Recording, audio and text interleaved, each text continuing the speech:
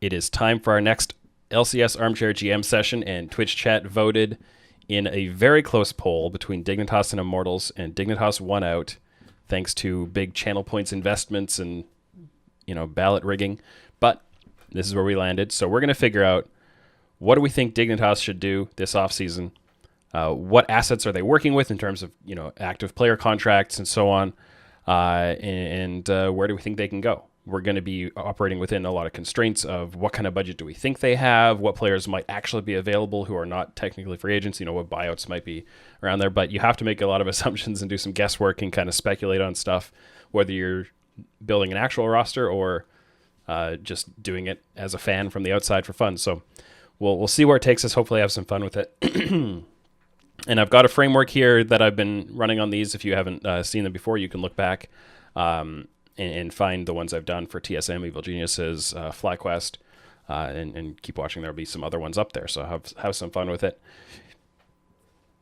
So what we're going to do, first of all, I'm going to take a look at Dignitas's current contracts and find out what we have kind of within the org going forward into next year, what players we are kind of set to lose to free agency potentially, what we're going to do. I appreciate Flailure in the chat saying where there's a will, there's a way, because that's going to be a big part of our discussion here is Will in the jungle. Did you know that Will is on an expiring contract? 16-year-old jungler who plays for their academy team who came in midsummer. That's pretty interesting. I would be shocked if this contract is not extended before that date, but I don't know.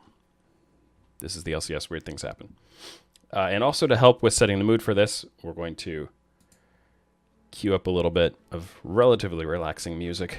We don't want to get too worked up. Okay, so players who are free agents. This green yes here is marking expiring contract. So Acadian is set to become a free agent. Let's I know that in past videos people have often seen players missing. For example, a lot of people looking at the EG video and saying, hey, why isn't Jizuke listed under the current assets? Because he was a pending free agent. So I'm gonna work around that a little bit here. Yeah, ooh, of course that didn't paste quite right. So we're gonna do that again. We're gonna paste the values out of that. I think that is, there we go. And we're gonna make this a little bit clearer and then move them out of here if we don't think they're gonna stick around. So Fake God, he is still under contract. Acadian is going to be a free agent. Do they keep him? Maybe. So we're going to leave it in there. Soligo's still under contract. Neo's still under contract. Aframu's a pending free agent. That's a big one. Will re-sign at all costs. Yusui is still under contract. Spawn and JJ. So this is the Academy roster here, of course. Well, Yusui and Soligo aren't marked in the correct teams here.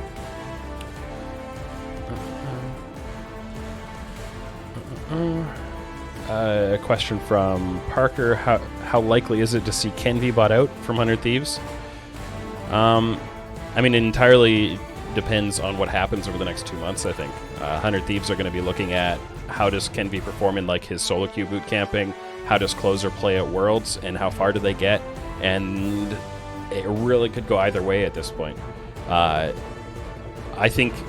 Personally, maybe this is just wishful thinking, but I really hope that they don't end up keeping Closer in LCS and keeping Kenvi in Academy and like not allowing him to move up to LCS, because that would be sad for the LCS if it happens. But I can also see a world where they would kind of want that and maybe even split some time between them or something like that, but I really hope not. So I hope that 100 Thieves either commit to Closer and move Kenvi to another team for hopefully a pretty good payday, or sell Closer and move Kenvi up. So we'll see. But we're focused on Dig.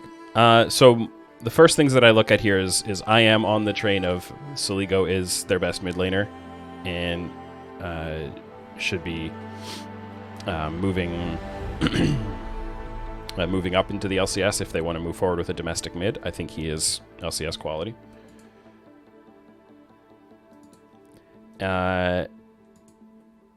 And But they do have both mid laners under contract, so that does leave things a little bit awkward. But this is me being the GM, so I'm going to do what I want to do. So I'm going to say this is a key decision here. Is Soligo our starting mid? Now, other pieces to look at. Do we keep Acadian? And I know I made Kelsey Moser happy by calling Soligo my preferred starter. So there we are. So yeah, when I look at all this stuff here, I also think Neo Neo is an interesting one. So he came in and really impressed people in spring. So my take on him coming out of 2020 was like, I mean, there's something there. He's kind of interesting. He didn't blow me away in Academy. He was playing as Asta a lot of the, and switched between those two names in case you kind of lost track of him. He performed a lot better in spring than I expected him to, because I thought he was like a mid-tier Academy player with potential. But he played a lot better than I thought. His laning was, kind of similar to Danny in a way, where his laning was a pretty visible weak point, but his team fighting was super good. And then in summer, as Dignitas as a team really struggled and didn't perform well, that those opinions on him kind of fell off, and suddenly he was like super under the radar. I don't think he played any worse. I think he actually continued to improve. I thought his laning got a little better, but for some reason he was just totally off the radar for everybody, and they didn't care anymore. I voted Neo my second choice for Rookie of the Year, actually, because of his ability to grow over the course of that year and come in and be so good. So, I think it's interesting that he kind of fell off the radar so much. I would look at him and say, the big question is, how much was his laning helped by Aframu, who I think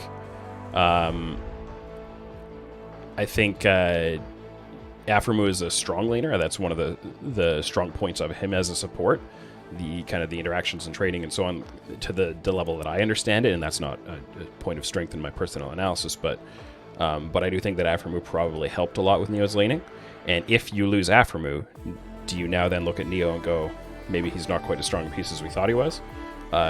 If you keep at Neo, do you make a really, really high priority to try to retain Aframu? Like, a scenario you could look at is Neo, Aframu, Soligo, these are our core, and then we're going to try to land a home run in the top jungle. That's definitely a scenario, right? And getting a little bit ahead of ourselves, and I haven't even laid out our actual goals and so on, but one thing that you could definitely look at is importing top and jungle, and then retaining that core, right? But just to continue talking through these players, I think Lorlo doesn't really move your org forward unless you want him as kind of the veteran mentorship kind of voice on the academy team, to help with Will and whoever else you end up with there, and Spawn. I think Spawn is showing some reasonable growth. I think you can keep him. I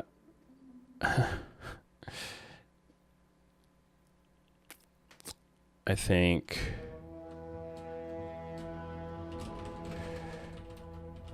NA supports are really hard to come by.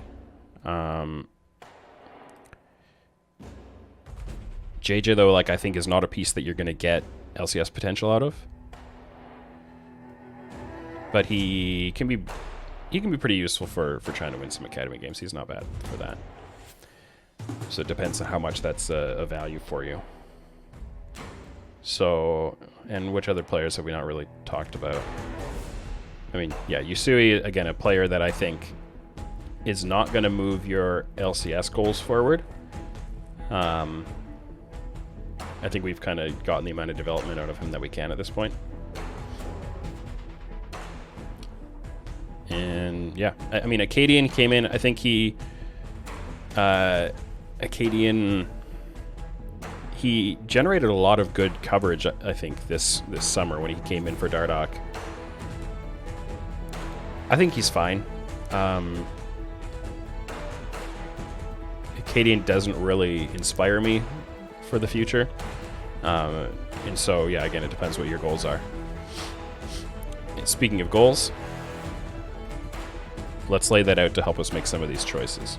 So our goal as Dignitas is, in general, if you want to put this on a spectrum, and I often look at it as a spectrum from like, you want to set up like a 3-year plan, and by the end of that 3-year plan, you know, you've got a whole range on the spectrum from starting a build all the way to competing to win LCS and or go to Worlds. And you have to decide where you are on that spectrum, right? If you are all the way at the start of a rebuild, then you're going to say, cut as many, get rid of any veterans that aren't helping us. Then you end up with goals that look like CLG. So if I look at my CLG goals, we're starting to build a long-term foundation, so we want to get so the sub-goals with that were like starting a youth movement, getting as many rookies as we can, giving them enough mentors, veteran mentors to help them kind of develop into pros, and then having, a reasonably successful competitive environment so they don't just come in and lose every game, because that's not necessarily going to help. And so...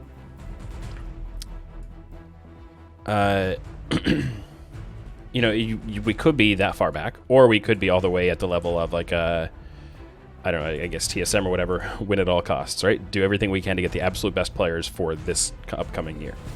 I think Dig are somewhere around the middle of that. I think with players like Soligo and Neo, these are players that are on the verge of being strong enough to get you to Worlds, but you need really strong pieces around them. And in case you haven't watched my philosophy on these kind of Armchair GM sessions before, I always like to look at it as, for one thing, that I think that the weakest link is the most important part of your team, because having four average players and one superstar is not as good as having, 5 above average players, or having, 3 average players, 1 superstar, and 1 weak player is really, really costly. I think a weak link in your chain in League can really pull you down. So it's more important to me to avoid weak links than it is to bring in superstars. So I would never try to build a roster that is like, 2 import superstars and then just fill in the rest with whatever we can get our hands on. So what you have to evaluate then is, how can you get 3 domestic players at least? And if you can get 4 or 5 domestic players that are good enough to get you to Worlds, awesome, because you have so much more flexibility that way. But if you need to have at least 3 domestic players who are strong enough that if your 2 imports or 1 import or whatever are also good on top of that, you can get to Worlds. So you look at your domestic players and say, is this a player who, with the right team around them, I could go to Worlds with? Aphromoo, I think, can be that. Soligo, maybe. He's close, right? He's kind of on the verge of that. Neo, the same, I think. With the right team around him, maybe. Fake God, I'm not sure. It's also kind of close. Like, they have a bunch of players who are maybe good enough to get them there. But I'm not sure. I'm not super confident in it. So that's what puts me at the point of, like, they're not like too good imports away from contending to go to Worlds. They're in a step before that where they still want to give these players enough time to prove that they have another notch that they can grow into and become players good enough to get you to Worlds. And in the meantime, they can help you compete well enough that you've got that next wave of players coming in for the year after, right? Will is a player who I think has the potential to become one of those. I did my kind of top prospects recently. I think I had Will number 4. I had Camby 1, Jojo Pion 2, NXI 3, Will 4. And Will mostly on, just how much more room it looks like he has for growth to become a really, really strong player. Not good enough to be in the LCS next year. And I don't think he's going to be 17 for a while yet anyways. But, like, we could approach this year, and I think what I would do if I'm Dig, based on the players we have access to and the likely budget we have access to, I think we look at 2022 as a year to prepare for 23 as our contending year. So we're looking to build momentum into 2023.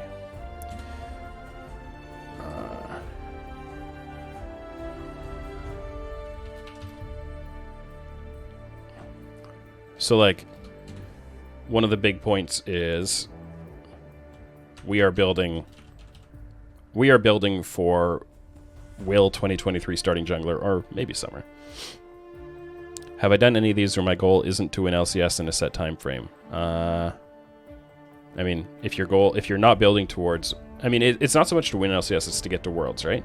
If you're not building towards a situation where at some point down the road, whether it's next year, the year after, or the year after that, that you think you can get to Worlds, like, you have to take a step forward at a time, and all those steps forward need to lead to an eventual goal, and the eventual goal for every team is to try to go to Worlds, right?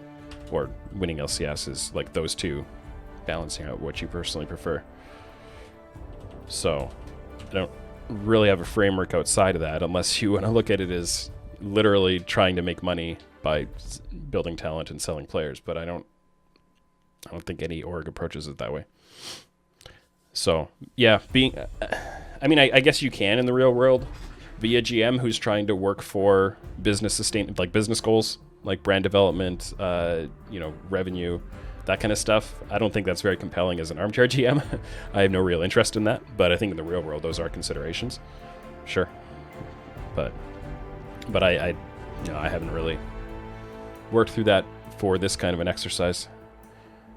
So yeah, if we're trying to build momentum, we want to see if one or two of these other players that we already have can become, Worlds quality pieces. So I would say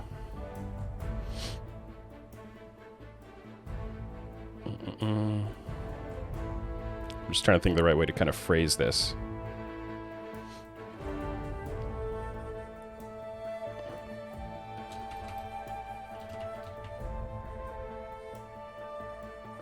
So, like, finishing top 5 in 2022 is finishing top 5 is not a goal in and of itself so much as it's a goal that would demonstrate that our players are developing to the point where they're good enough to meet our 2023 goal.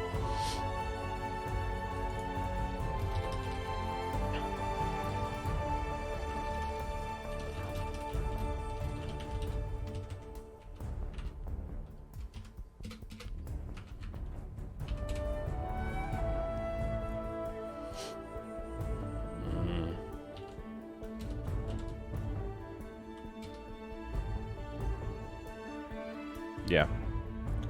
And I mean, I guess the other sub-goal would be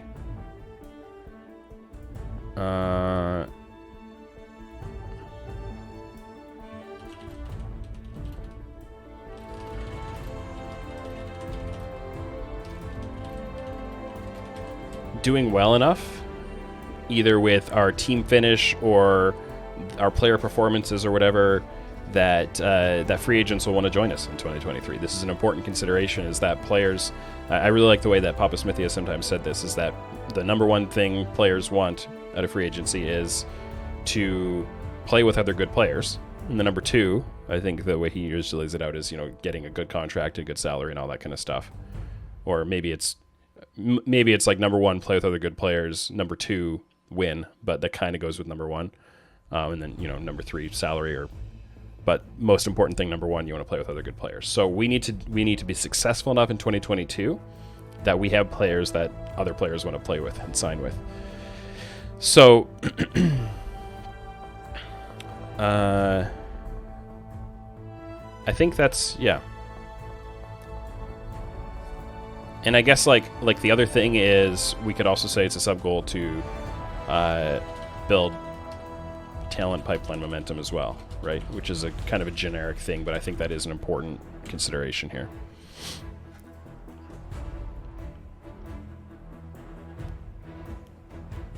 So, what does this lead into for our Keystone decisions? Not so much decisions as like dominoes to fall. I think is Siligor starting mid is an important one. Does Aframu want to re-sign? I think that's pretty important.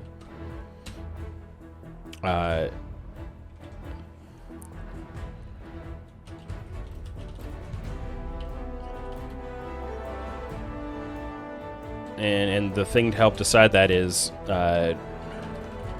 what team can we build around him? Like, can we give him good reasons to say, hey, play with us? because you're going to get to play with these guys, right? So, if, for example, I think if you pitched to Aframu, convincing imports in top and jungle with Soligo, Neo, and Aframu, I think if I was Aframu, I'd look at that and go, hey, this is a team that might be able to win if the imports are good enough. That might convince him to stay, depending on what he feels about Soligo. Like, I don't know what their behind-the-scenes kind of thing is. But that's one thing,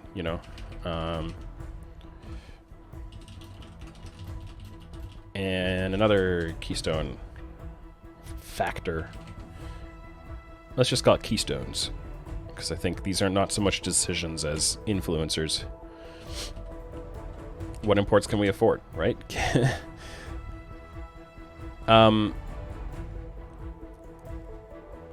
When you look at free agents, let's look at top, mid, and jungle. Let's work on the assumption that we can retain Aframu. Okay, we can have scenarios where we retain Aframu and scenarios where we're not able to. And if we retain Aframu, keeping him with Neo, I think that's a pretty good kind of start of a core.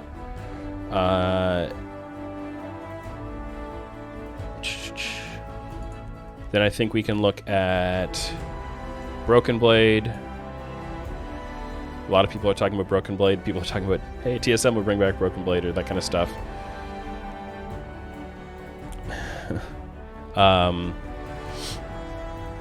In the jungle, there are a lot of options that are kind of interesting. Whippo is a free agent. I don't think he's likely to want to leave Europe, but Razork, you have Selfmade and Canyon. Canyon, I can't imagine that he's going to come to NA, so I don't think that's realistic, but maybe you can convince Selfmade. It's like possible targets. These guys, I think, are possible targets.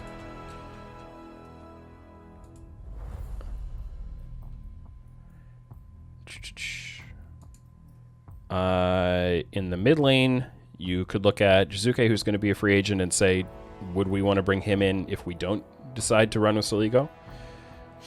Neither Chovy nor Showmaker is a realistic target, or Faker.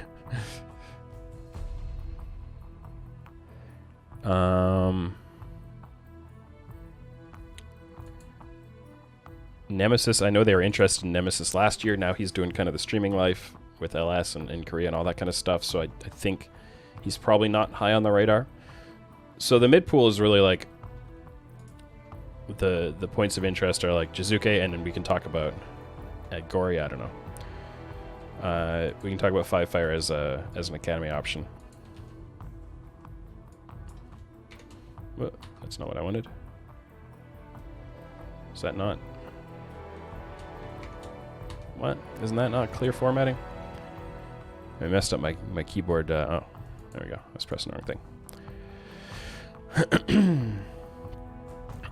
And then what else could we do, like, domestically for free agents? Like Demonte. I don't think Demonte's better than Soligo.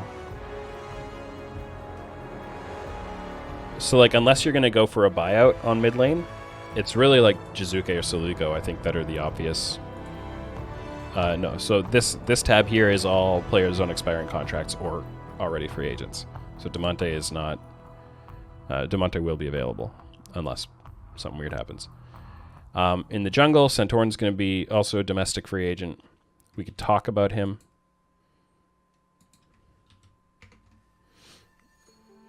I see Triple's name is being brought up as a potential starter. I don't think Triple's better than the Soligo.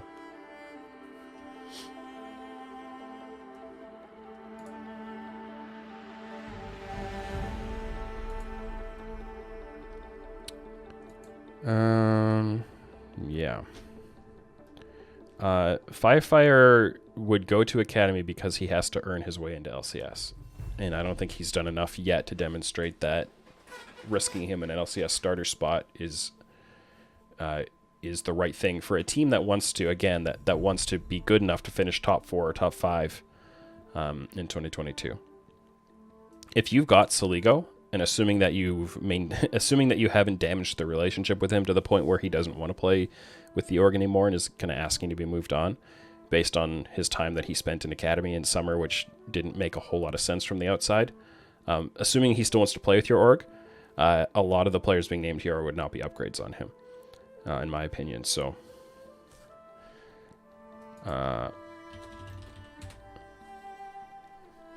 And of course, this is me saying what I would do if I was Dignitas, as a reminder, not what I expect Dignitas to do. If we're talking about what I expect Dignitas to actually do, the confidence in Soligo being a starter option for Dig drops a bit because of the fact they had him in Academy in the first place, which I thought was odd. I couldn't quite get around the rationale for it. So, like, let's look at Soligo starter scenarios. We'll do a couple of these. And so we'll do, like, Soligo and Aframu stay. We'll do Soligo stays. Aframu does not. And then we'll do Soligo leaves. Aframu stays. And then the inverse of that. Oh, and then neither Soligo nor Aframu. I think we can talk about that. Is Ryoma an option? Ryoma and Soligo, I think, are fairly similar level, but Soligo, I think, has had a little less opportunity to demonstrate growth than Ryoma has had. Plus, you already have Soligo under contract, right? And you'd have to pay a buyout for Ryoma. So that makes things weird.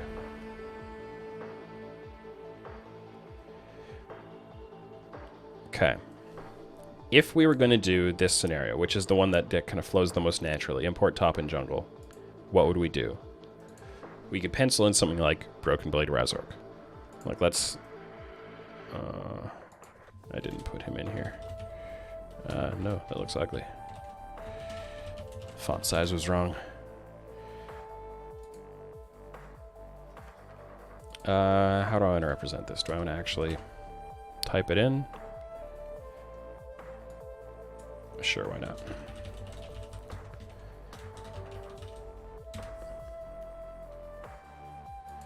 I think this could happen. I don't think that the asking prices on these players are going to be so high.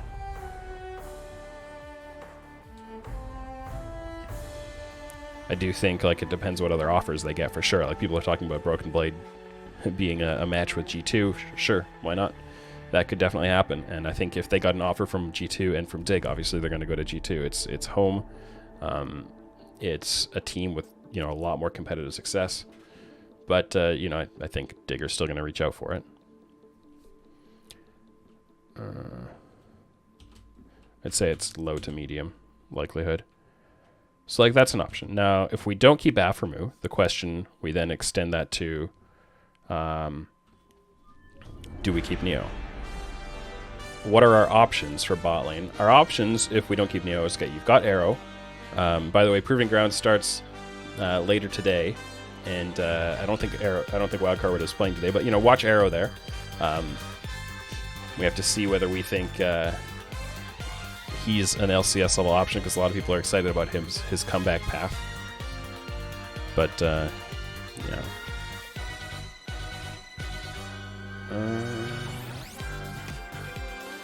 So I think this has been another choice.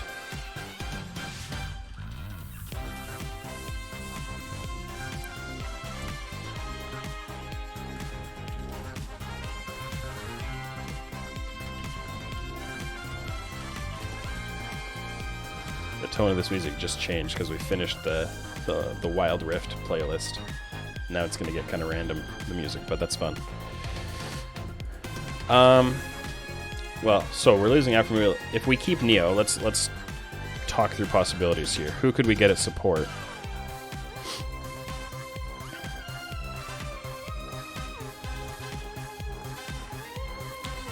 We talk to Smoothie or Zazel, or, you know, Zazel or Biofrost coming back.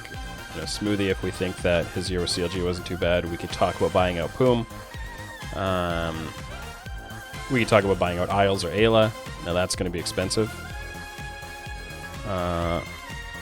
So here are some,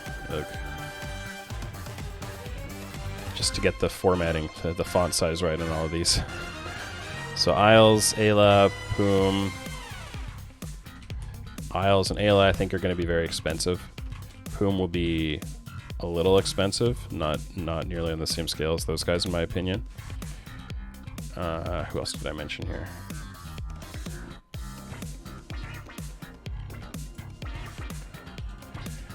I don't think the Biofrost comeback is something that is likely enough to discuss.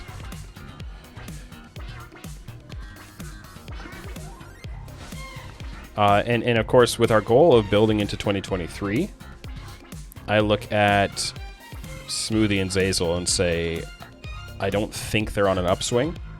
I think I'd want to have something with more, like, longer term outside. So I don't think either of these are 2023 pieces. So,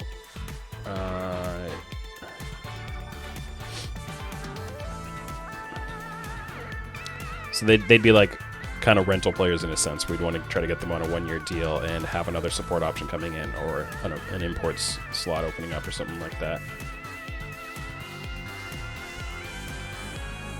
So what else could we do there?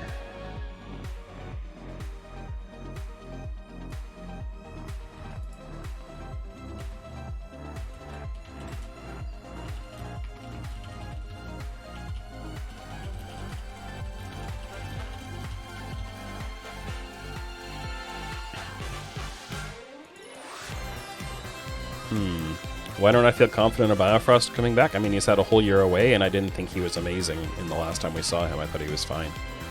But, you know. Like, I think when I look at these options and the cost and the, you know, the level of player that we can get, is Afremu a 2023 player is a good question, right? Koopa's asking about whether I'll do LEC, Armchair GM. I don't watch LEC close enough to feel confident covering a lot of their players. So.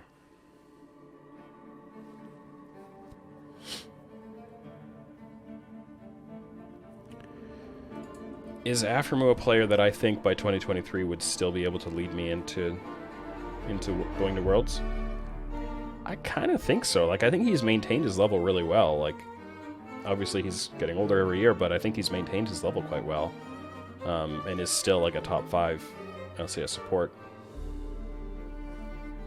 And he brings so much like leadership and playmaking kind of stuff, even if there are aspects of his game that aren't the best. But I think Afremu would be a 2023 piece potentially, but there is risk there, of course. There's definitely risk that he could fall off. But if we don't have Afremu, then I think we have to. I think I'm probably spending for Isles or Ayla, because they are players that we could get several years out of. Hakuho, I haven't heard anything about him in quite a long time, and I don't think he'd be a move up in some of these other options. So I think we'd be spending on Isles or Ayla in this scenario.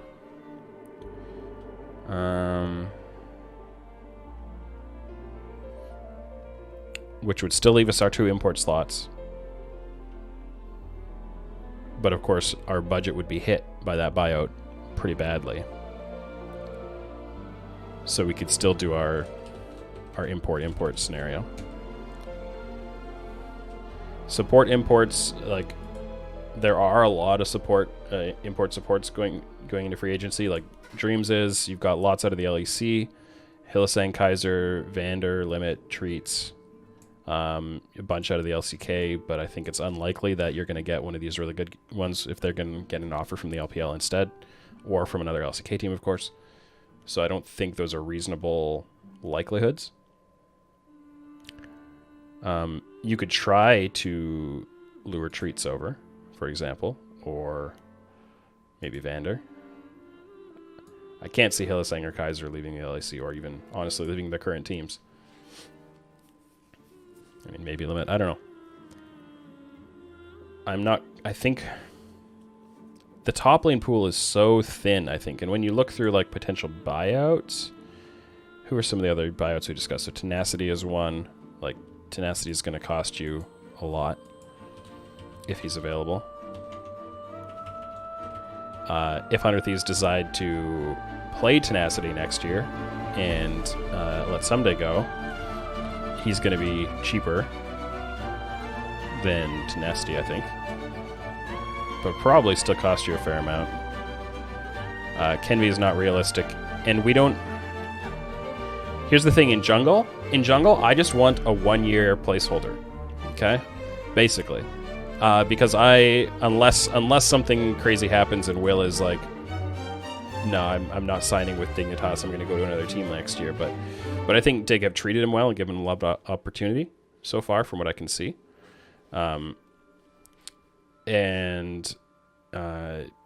Yeah, so I'm not really looking for a player like Kenvi who's going to be like a 2 to 5 year, hopefully, franchise player.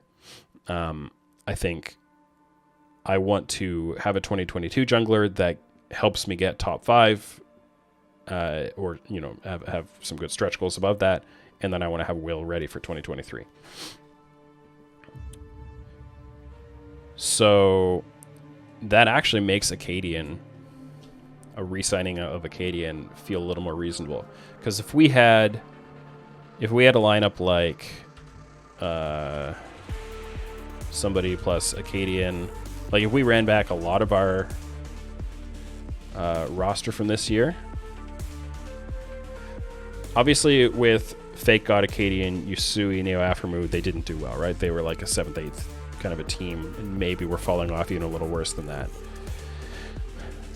So you'd want to do something else on top of that. If replacing Fake God is it, I mean, Fake God doesn't feel like... To me, he's not a player that you need to replace, but he's also somebody that you're not going to just run back these 5. You got to do something.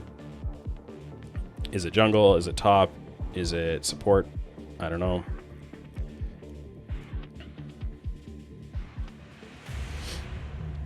So that's why I'm kind of looking at top as a place to... But it's so hard to find a good top laner right now. It really, really is difficult. And maybe that's a reason to hold on to Fake God, because I think if you look at some other options for how you can upgrade your team overall, maybe that leads to Fake God being a player you can go top 5 with. And I think he still has room to improve. Golden Guardians aren't going to sell a Blaze Olive. Not without a really good financial incentive.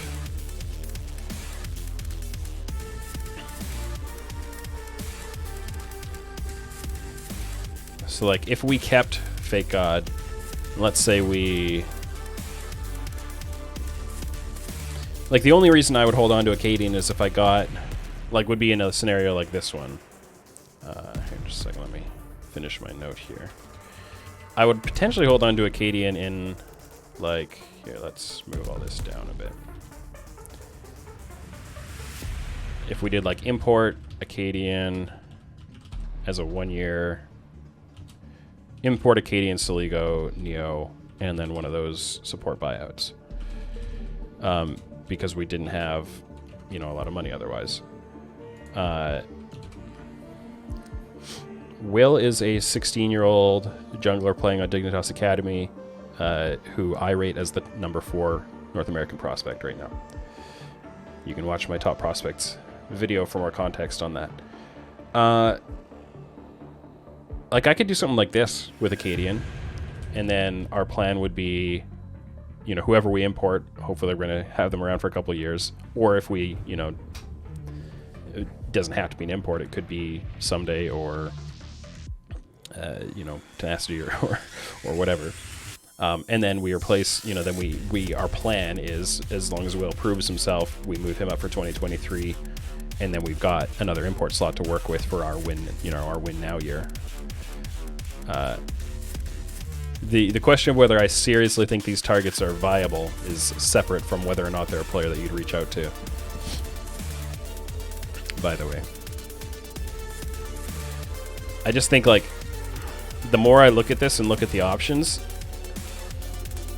the more I think top lane, we're going to be priced out of top lane. Like, even buying out Jenkins, if we think Jenkins is an upgrade on Fake God, buying him out is going to be, like, hard on our budget. I think we're moving forward with Fake God kind of Because, like, who else can we even pursue? Is there a top lane buy? Are we going to buy out Wonder from G2? I don't think so. Maybe White Knight becomes available. Hear it? See, this is where the fact that I put almost all my VOD watching time into North America hurts me a little bit on this, of knowing which players would actually be worth going after.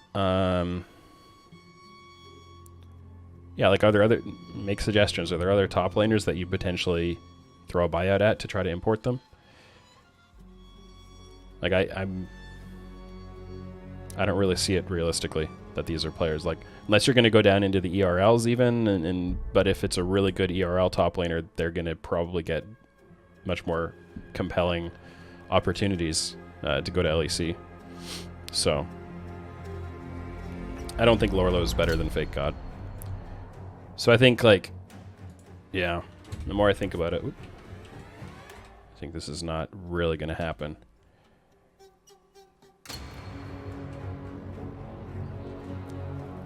Yeah, I don't really have time to watch the ERLs, so. So I think we are looking at a scenario where Fake God is our starting top laner for next year, and then we try to get ourselves in a better position for 2023, and either Fake God plays himself into staying, or we have, you know, another year of growth to attract a stronger importer or whatever. Like, who's going to be available based on current contracts, which, I mean, these things get extended all the time. Somedays contract ends at the end of 2022, so even if 100 Thieves hold on to him, he might go free agent after that. Maybe he'll extend, I don't know. Fudge 2023, Darshan 23, Finn 23, just going through all the top laners here. TN 22. Yeah. I mean, Fake God's contract also expires at the end of 2022. I do not think Solo would be an upgrade on Fake God. Impact, well, I believe he goes to military after 2022. Maybe you can try to get Tony Top away from EG.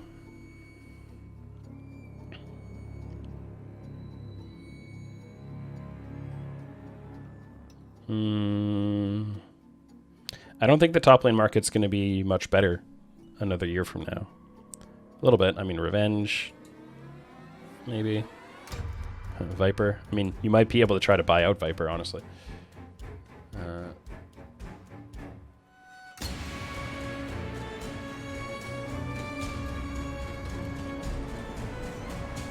Oh,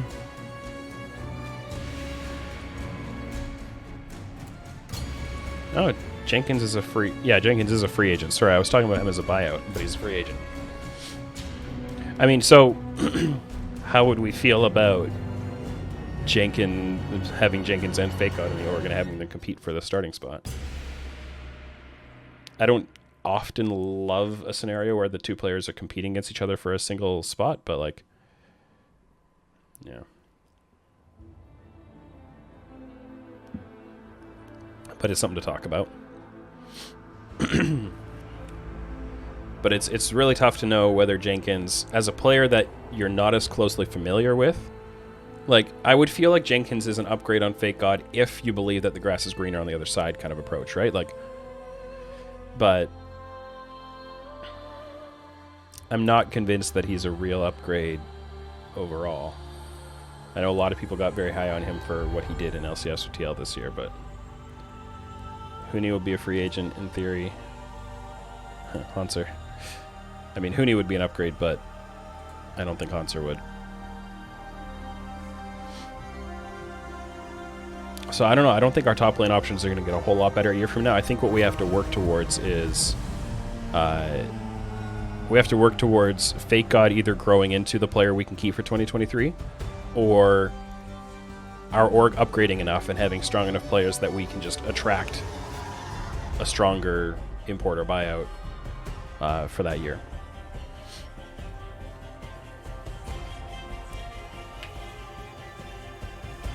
So, and I know there's a lot of talk about all the stuff going on in China right now and trying to get, you know, one of the LDL top laners now that anybody under 18, you know, has all these restrictions on them, stuff like that.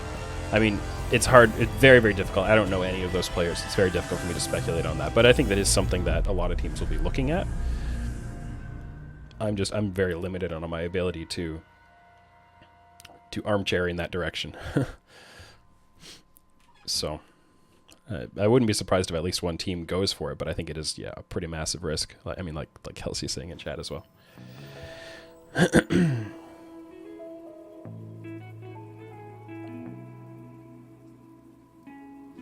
So if we are gonna sit with Fake God, then what are we gonna try to do in jungle? I think getting Razork or Selfmade is like, I mean, you're gonna make the phone call.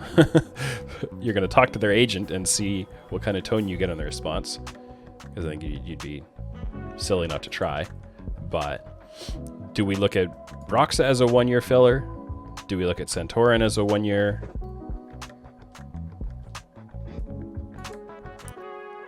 Like, how would we feel about Fake God, Santorin, Soligo, Neo, and something, right? Did Selfmade sign an extension with Vitality? Like, this contract database is out of date by a couple of weeks, so maybe.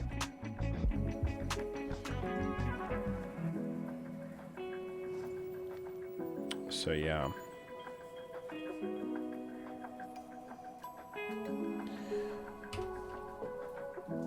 I think you'd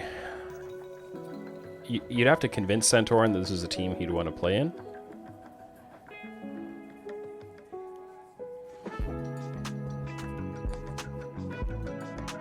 But maybe, I don't know what set of options he's going to have. This is one where if I had a little more time, I'd look around. And the interesting thing is once you've done this for a bunch of teams, you can start to see, we think this group of teams is going to target this one player, and so what are the likelihood that he's going to be available, that we're going to get outbid or whatever, or that we're going to have our bid driven up by the competition. Because I think that helps a lot with these kinds of speculations, and obviously it plays a big role in the real world. But yeah.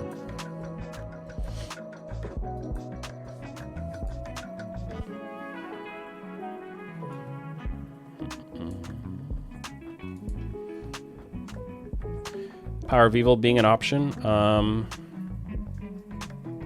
Power of Evil is technically not a free agent.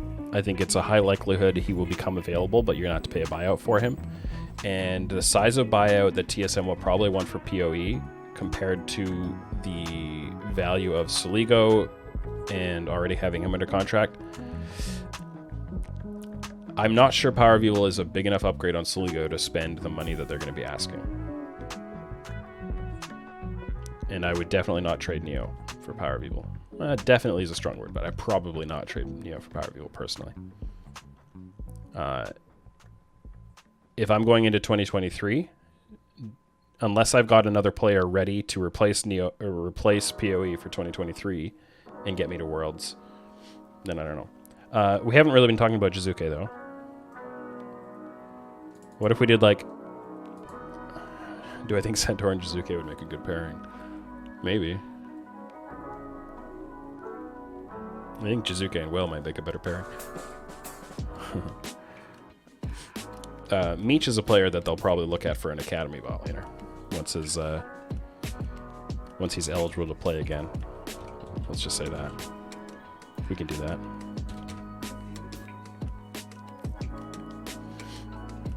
Like, just to type out this scenario for the sake of typing it out, but I'll probably delete it. If you did Fake God, Santorin, Power of Evil, Neo, and Aphromu or whatever, could you go top 4 with that? Maybe. If you want to know my thoughts on TSM and their potential offseason, I've got a whole video for it up on YouTube, so check that out.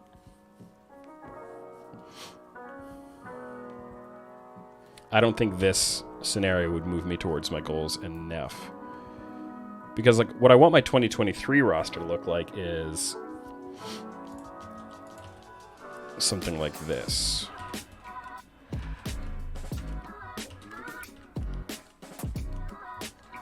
I'm probably thinking something like this. Will and Neo as my two most likely. Well, unless Meech or somebody else like outperforms and outgrows Neo. Maybe an Isles or an Ayla kind of a player, and then importing the best we can elsewhere. Like, what if it was this? Will, Neo, and Isles, and it could be Soligo, maybe, but I think we'd want a home run in the top lane then.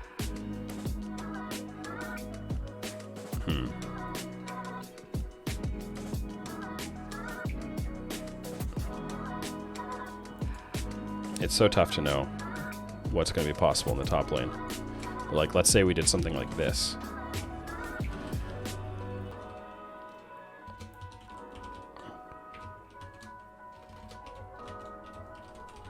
Could we work towards something like that for 2023? That's possible.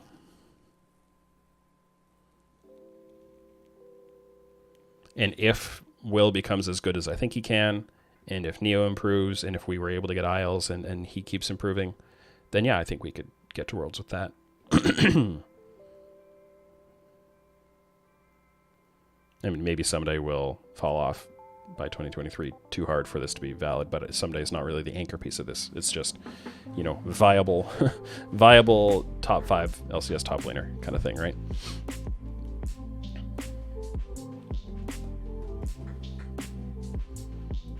I think if we do this, I think we could re-sign Lorlo for the organizational familiarity, kind of the veteranship and leadership. Meech or Spawn, I think, are both. I think they feel fairly good about Spawn and what he's been achieving this year.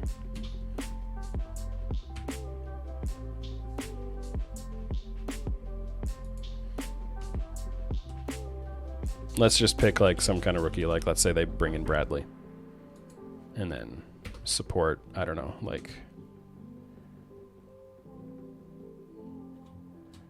Daption or something like that.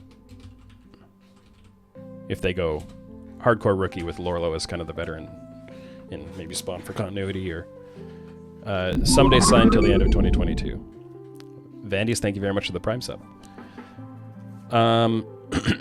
Let's throw that in as academy scenario.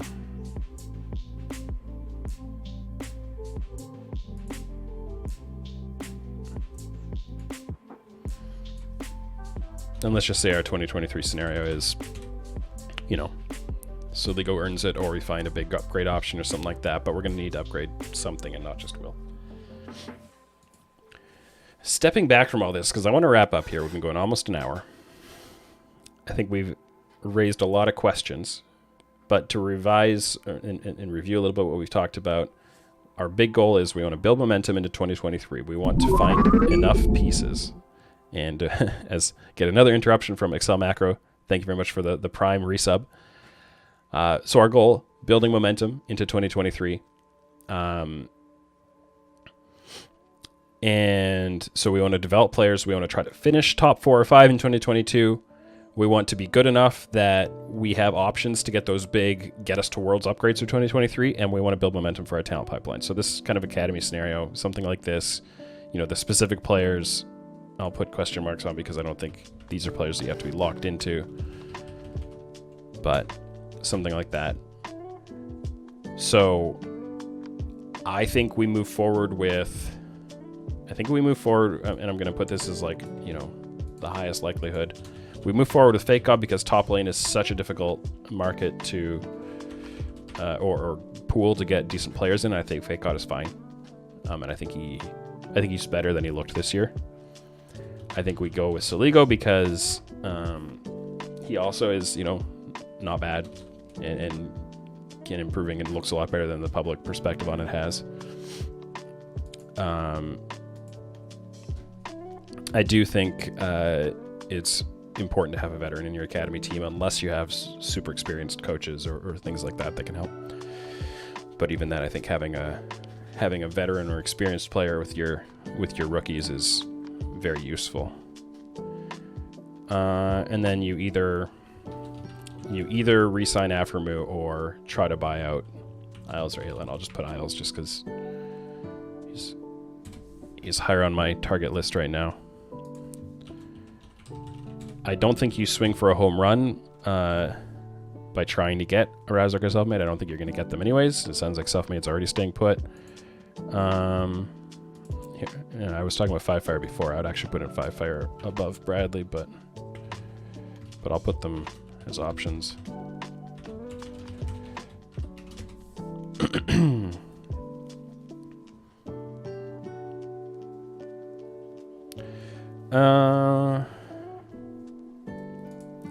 And then for jungle, I think you do try for something.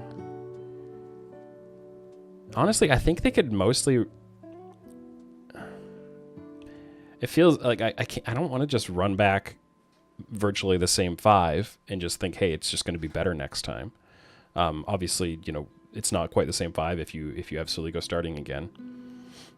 I think you need to make a splash somewhere. I just think it's super difficult to do it in the top lane.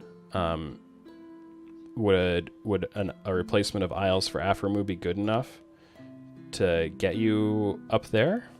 I don't know.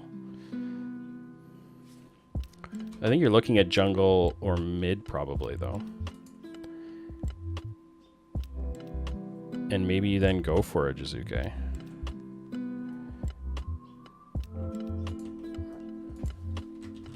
So what if we did Fake God, something, Jizuke, Neo, and then that?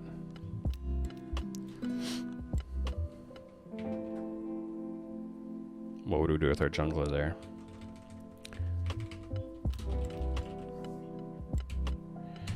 Something that I'm having a hard time grasping onto makes me feel a little uncomfortable with Centaur and Jizuke pairing. I think Jizuke works good with a high pressure, active, forward moving kind of a jungler, and Centaur is a little bit more of a be in the right place at the right time, controlling kind of a jungler, which is not to say they couldn't work well together. Centauran is in a little more in the mold of a Svenskeren compared to someone like a Contracts, just to talk about the two junglers Jizuke played with this year.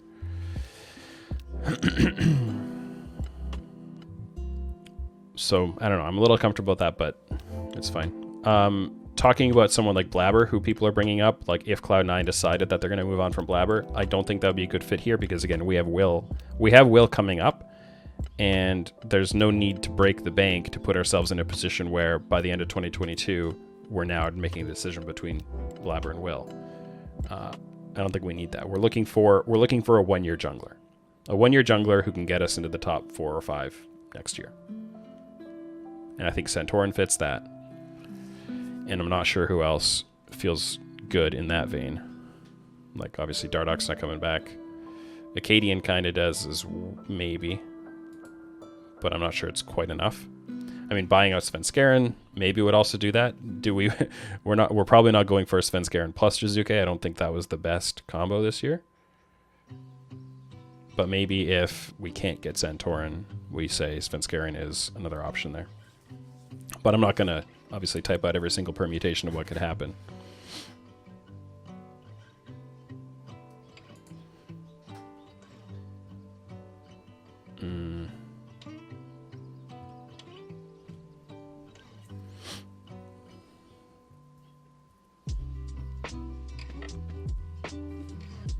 But I think this could happen.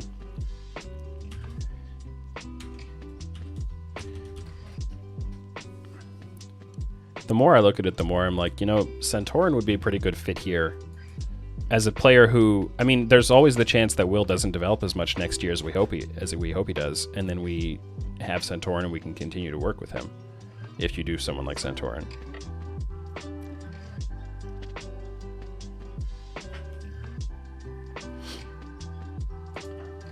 So, but let's, because people are often going to look at what's written here and not have spent all the time listening to me.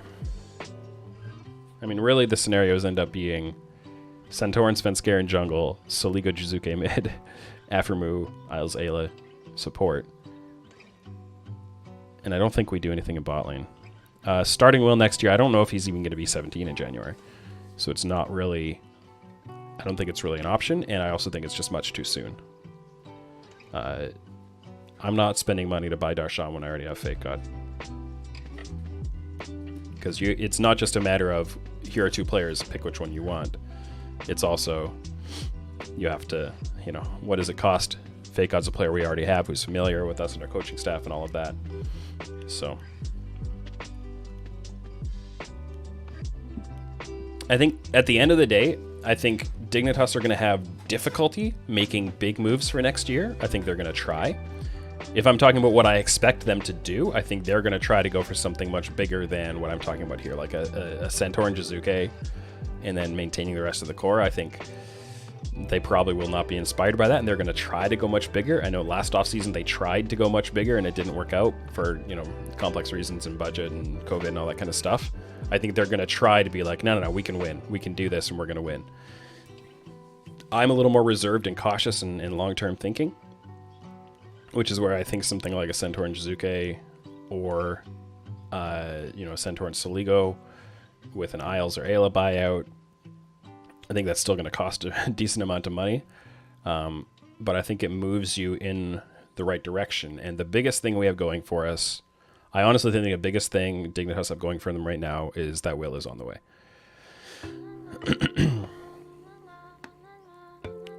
So.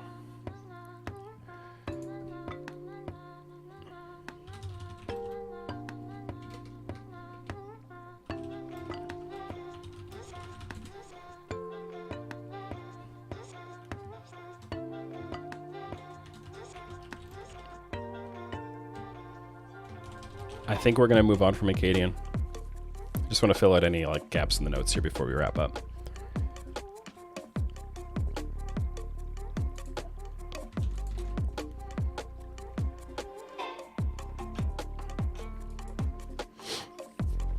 Are there any parts of this overall that you think haven't really reflected what we've talked about much?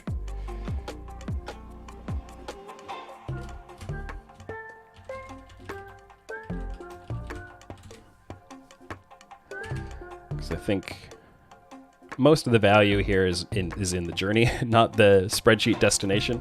I'm never super happy with these spreadsheets at the end of the day because I feel like I want to wrap it up in 3 bullet points, this, and that's our plan, but you can't really do that. The wrap up is really kind of this game plan part. The fact that it's going to be really hard to get in top lane pool. The fact that, getting a 1-year stopgap jungler might be a little tough. Not knowing exactly what's going to happen with Aftermoon, not knowing exactly how confident we are in Neo to be a 2023 piece. Some of that is the big challenges, but I think it is a pretty valuable thing if you can get in, a 5-fire or another amateur mid laner who you think has potential. Even if it's long shot potential to be a 2023 option, if you can bring that in, it's worth a try. If you can continue growing in the bot lane as well. That would set you on a good trajectory. And I think Dignitas have shown signs this year that they are building a talent pipeline better than most of the rest of the LCS teams. I think there are a couple of orgs ahead of them still in that, but their partnership with Mirage has been pretty fruitful so far. They're in a much better position than some other LCS orgs in terms of starting to develop players that will set them up for the future. So I like that.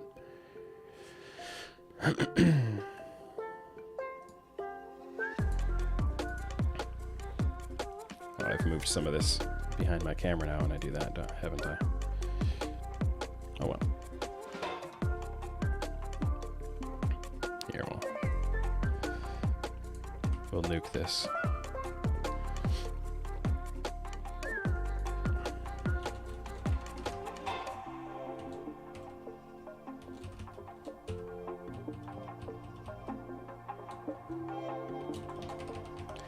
But I definitely think Dig should be calling on 100 Thieves to figure out what they decide to do with their options at top and jungle and see whether their veterans become available, because their rookies are not. I mean, Tenacity maybe, but Kenby is not a realistic target for us. Yeah, I mean, I don't feel like I have a really solid resolution point for this conversation, which is why I'm kind of dithering at the end here, but but I think we've talked through a lot of options and scenarios for what they could go after, and I think we should probably wrap that up and move on from there. Hopefully this was interesting and possibly even informative about the position that the Dignitas org is in. Yeah, we'll see where it all lands and what they actually do. Because I think what they actually do is probably going to be pretty different from what I think they should be trying to do. And of course, the realities of the market end up working always out differently. Players become available we didn't expect to become available. Other people get locked in. We'll see what all happens here. So that's my Armchair GM session on Dignitas. We'll see whether later in the offseason we want to come back and revise it with all the new information and other moves that come out. Green card lotteries and leaks and all that kind of stuff. But for now, that's it, and I hope you enjoyed this one.